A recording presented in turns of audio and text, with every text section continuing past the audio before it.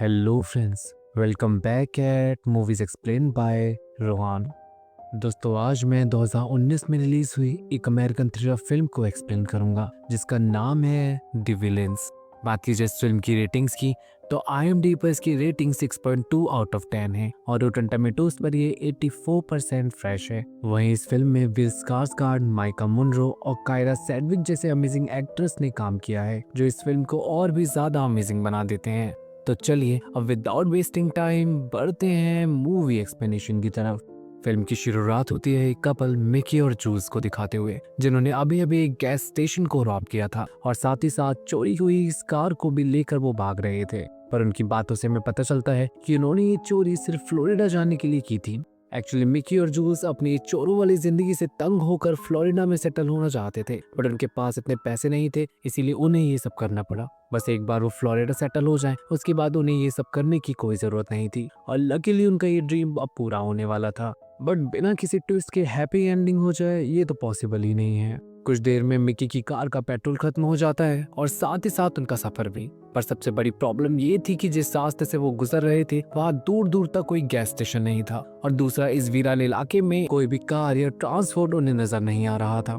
Mickey तो panic करने लगा था। उन्होंने अभी अभी गैस स्टेशन को लूटा है और अब वो इस वीरान इलाके में खुलेआम खड़े हुए हैं, न जाने कब पुलिस उन तक पहुंच जाए। बट इसी बीच जूल्स मिकी को शांत करती है और चारों तरफ शांत दिमाग से नजर दौड़ाती है और फॉर्चुनेटली उसे कुछ ही दूरी पर एक पोस्ट बॉक्स दिख जाता है जिसका साफ मतलब था कि आसपास किसी न किसी का घर है।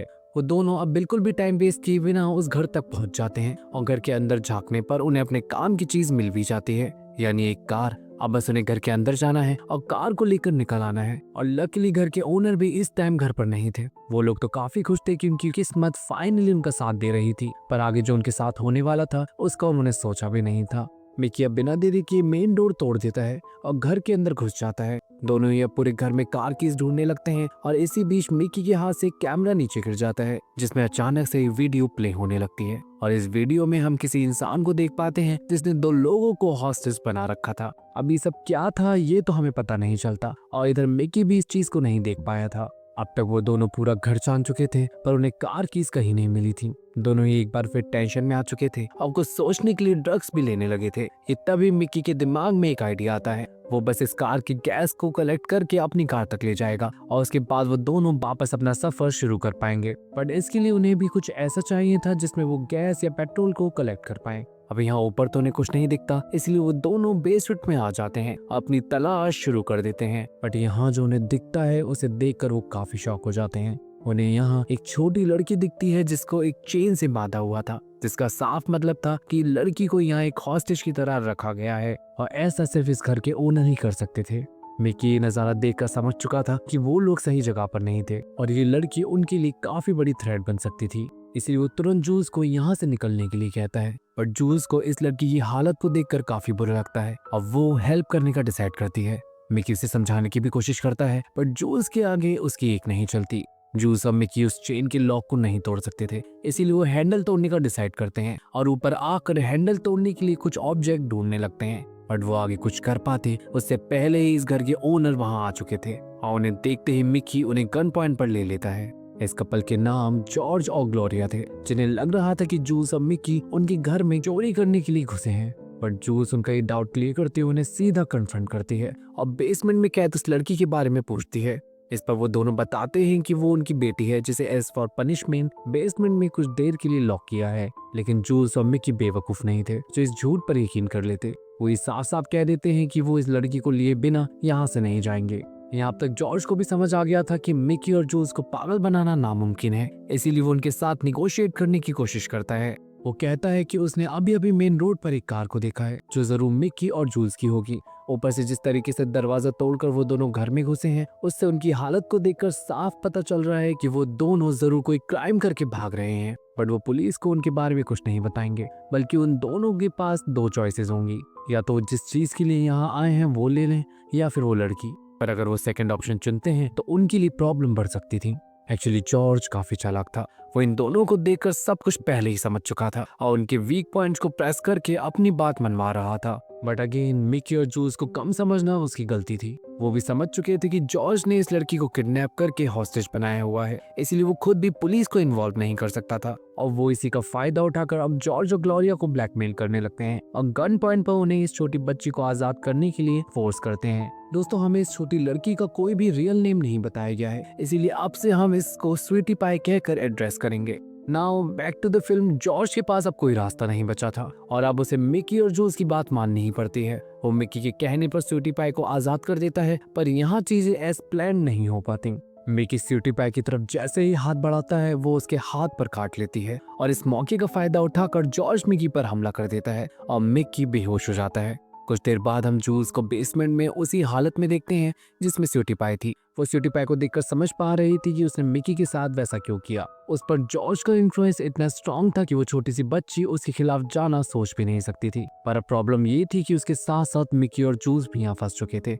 इधर मिकी को देखते हैं जिसके हाथों को हैंडकफ से बांध रखा था और अपने आप को ऐसी हालत में देखकर अब वो जोर जोर से चिल्लाने लगता है कि तभी वहाँ ग्लोरिया आ जाती है और अचानक से मिकी को सेड्यूस करने लगती है। पर मिकी बिल्कुल भी इंटरेस्ट नहीं दिखाता, जिससे ग्लोरिया उसे वार्निंग देकर वहाँ से गुस्से में निकल जाती है। अब इससे मिकी को भी समझ आ गया था कि उसने फिर से काफी बड़ी गलती कर दी थी। उसे तब तक इन दोनों की हर बात को मानना होगा जब तक वो यहाँ से ना निकल जाए। इसीलिए अब अगले दिन जब ग्लोरिया उसे अपने बीते दिनों की तस्वीरें दिखा रही थी तब वो उसकी काफी तारीफ करने लगता है और उसकी बातों में काफी इंटरेस्ट लेता है। इसी बीच एक तस्वीर को दिखाते हुए ग्लोरिया बताती है कि ये तस्वीर उस दिन की है जब ग्लोरिया जॉर्ज के साथ अपने घर से भाग गई थी, क्योंकि ग्लोरिया के पेरेंट्स जॉर्ज को बिल्कुल भी पसंद नहीं करते थे। बट यहाँ मिकी इस तस्वीर में इन दोनों के पीछे एक लाश को नोटिस करता है, जिसका साफ मतलब हो सकता था कि इन दोनों ने ग्लोरिया के पेरेंट्स को ही मार दिया होगा। और अभी देखकर मिक्की भी समझ चुका था कि ये दोनों पूरी तरीके से पागल हैं और ये किसी भी हद तक जा सकते हैं। इसीलिए मिक्की अब यहाँ से निकलने का डिसाइड करता है। उसने अब तक ग्लोरिया को अपनी बातों में फंसाकर अपने हाथों को आजाद कर लिया था और अब वो एक भी सेकंड वेस्ट किए बिना उस पर हमला कर वहां से भागने लगता है। बट अनफॉर्चुनेटली वो यहाँ से निकल पाता उससे पहले ही जॉर्ज उसे गन पॉइंट पे ले लेता है और उसके पैरों को जख्मी कर बेसमेंट में जूल्स के साथ लॉक कर देता है।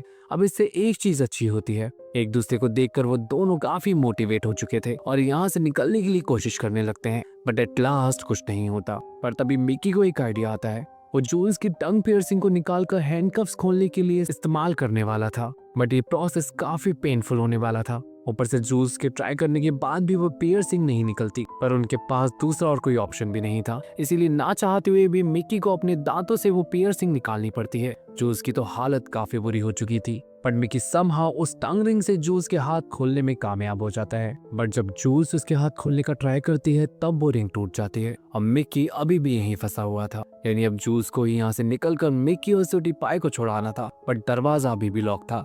इसी बीच यहाँ स्वीटी पाई उनकी मदद करती है। वो लॉन्ड्री डक की तरफ इशारा करती है जिससे होकर जूल्स घर के किसी भी रूम में जा सकती थी और वो ऐसा ही करती है। एंड इस डक से होते हुए ग्लोरिया और जॉर्ज की न्यूबॉर्न बेबी एथन के रूम में पहुंच जाती है। बट यहाँ उसे फिर से एक बहुत बड़ा शॉक लगता है। उसे पता चलता है कि एथन तो बस एक डॉल है, यानी ग्लोरिया मेंटली इल थी जो इस डॉल को अपना बेटा मान रही थी। उधर अब तक जॉर्ज को सब पता लग चुका था और वो मिकी को मारने ही वाला था, लेकिन तभी मिकी अपना दिमाग चलाता है और जॉर्ज से कहता है कि जूल्स उसका एक जगह पर इंतजार कर रही है। अगर मिकी वहां टाइम पर नहीं पहुंचा तो वो पुलिस को जॉर्ज के बारे में सब कुछ बता देगी। अब इससे होता ये है कि पुलिस का नाम सुनकर जॉर्ज भी टेंशन में आ जाता है और काफी सोचने के बाद मिकी को छोड़ने का डिसाइड करता है। वैसे भी उसका सीक्रेट स्वीटी पाई तो उसके पास ही थी, पर यहाँ फिर से एक गड़बड़ हो जाती है। मिकी वहां से निकलने ही वाला थे कि तभी जूल्स उस डॉल को लेकर वहां आ जाती है और ग्लोरिया और जॉर्ज को ब्लैकमेल करने लगती है। बट मिकी के साथ साथ उसका प्लान भी फेल हो जाता है। एथन को देख ग्लोरिया पागल हो जाती है और जूल्स पर गोली चला देती है। अब यहाँ जूल्स तो बच जाती है, बट एथन की डॉल टूट जाती है जो उनकी सबसे बड़ी गलती थी। कुछ देर बाद हम इन सभी को डाइनिंग टेबल पर देखते हैं जहाँ जॉर्ज और ग्लोरिया बिल्कुल ही नॉर्मल दिख रहे थे। वो इन दोनों से बिल्कुल भी नाराज नहीं थे, बल्कि वो उन्हें बताते हैं कि उन्हें अपने किए पर पछतावा है। इसीलिए वो सब कुछ ठीक करने के लिए मिकी और जूल्स को किसी सड़क पर छोड़ देंगे और स्वीटी पाई को भी किसी ऑर्फनेज में दे देंगे।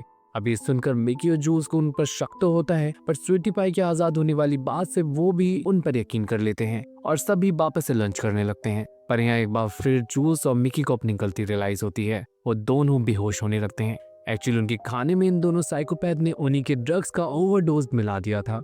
बस कुछ देर में अब वो दोनों बेहोश हो जाएंगे और जॉर्ज उन्हें मार देगा। यहाँ हमें स्वीटी पाई की किडनैपिंग का भी रीजन पता चलता है। एक्चुअली कुछ सालों तक ग्लोरिया मां नहीं बन सकी, इसीलिए उसकी खुशी के लिए जॉर्ज ने स्वीटी पाई को किडनैप कर लिया, पर ग्लोरिया उसे भी कभी अपना ना सकी। जॉर्ज उसे अब ना तो उसके असली पेरेंट्स को दे सकता था और ना ही किसी और को, एंड वो उसे मारना भी नहीं चाहता था, इसीलिए उसने स्वीटी पाई को बेसमेंट में ही इतने समय से बंद करके रखा हुआ था।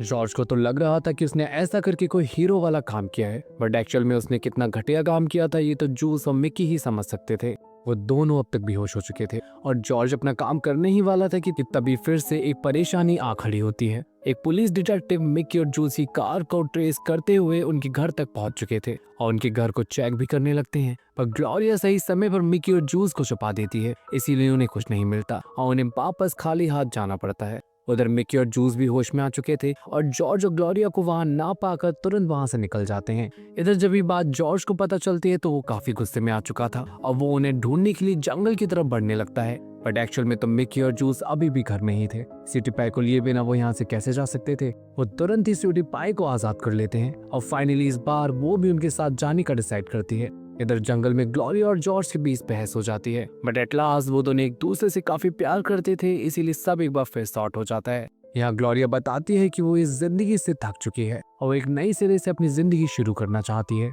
अब ये सुनकर जॉर्ज उसकी बात से एग्री करता है और आज ही इस टाउन को छोड़ने का डिसाइड करता है। घर वापस आते ही ग्लोरिया पैकिंग स्टार्ट कर देती है और जॉर्ज जाता है स्वीटी पाई को ठिकाने लगाने, बट स्वीटी पाई तो मिकी और जूस के साथ थी जो एक कार लेकर यहाँ से भागने वाले थे, बट ये बात अब तक जॉर्ज को भी पता लग चुकी थी। एंड अब इससे पहले मिकी और जूस स्वीटी पाई को लेकर यहाँ से भाग पाते वो जॉर्ज को अपने सामने देख पाते हैं जो गन पॉइंट करके उनके सामने खड़ा हुआ था, बट अब मिकी किसी भी चीज की परवाह किए बिना जॉर्ज को कार से हिट कर देता है, बट इसी बीच एक गोली मिकी को भी लग जाती है एंड यहाँ मिकी की मौत हो जाती है। और दोस्तों ये इस फिल्म का सबसे इमोशनल सीन था, यानी मिकी ने स्वीटी पाई के लिए जो किया वही उसे इस फिल्म का हीरो बनाता है। उधर जॉर्ज भी अब तक मरा नहीं था और अब वो जूस पर हमला कर देता है, बट यहाँ स्वीटी पाई उसे उसी की गन से शूट करके मार डालती है और जूस को बचा लेती है। एंड फाइनली जूस अब स्वीटी पाई को लेकर यहाँ से निकल जाती है और इधर अब हम ग्लोरिया को देखते हैं जो जॉर्ज की लाश के पास बैठे बातें कर रही थी, जिसे अभी भी यकीन नहीं आ रहा था कि जॉर्ज अब इस दुनिया में नहीं है।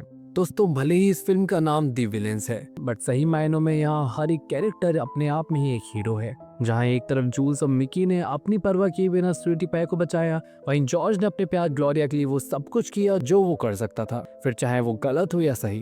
वो कहते हैं ना, प्यार और जंग में सब कुछ जायज है। अब आप लोग भी मुझे कमेंट सेक्शन में बताइएगा कि कौन गलत था और कौन सही। फिलहाल एट द एंडिंग सीन हम स्वीटी पाई और जूल्स को फ्लोरिडा में देख पाते हैं जो मिकी की ड्रीम लाइफ को जी रहे थे और एक अच्छी लाइफ लीड कर रहे थे। और इसी के साथ ये हैप्पी सैड एंडिंग के साथ ये फिल्म यहाँ खत्म हो जाती है।